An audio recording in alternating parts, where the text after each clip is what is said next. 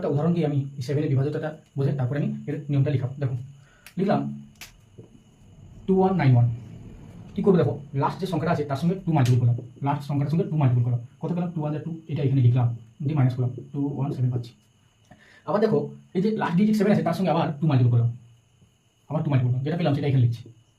তাহলে কত পেলাম? 7। দেখো এই 7 দ্বারা ডিভিজিবল, তাহলে এই যে পুরো সংখ্যাটা 2191 এই সংখ্যাটাও আমার 7 দ্বারা ডিভিজিবল হবে। তাহলে আরও একটা দেখাই, ধরে লিখলাম 1463। কী করলাম বা কী করবো, শেষ সংখ্যার সঙ্গে 2 মাল্টিপল করলাম, শেষ সংখ্যার সঙ্গে 2 মাল্টিপল করলে কত হয়? 6, এখানে 6 লিখে দিলাম। তাহলে মাইনাস করলে কত? 014। আবার কত আছে? 140, আবার 2 মাল্টিপল করলাম, এই 2 সঙ্গে করলো 0, 14 থেকে 0 গেলে কত? 0, 14 থেকে 0 গেলে 14 থেকে 0 গেলে 14, এই 14 কি 7 এর টেবিল আছে, 7 2 14। তাহলে দেখো এই যে 1463 লিখেছিলাম, এই সংখ্যাটা কিন্তু 7 দ্বারা ডিভিজিবল হচ্ছে। আমি যারা একটা ছোটো একটা 3 ডিজিটে নিই, ধরো 147। দেখো প্রথম কী করলাম, এই সঙ্গে 2 মাল্টিপল, এটা কত হবে? 7 14, 14 থেকে মানটা চলে গেলো 0 0। তাহলে যদি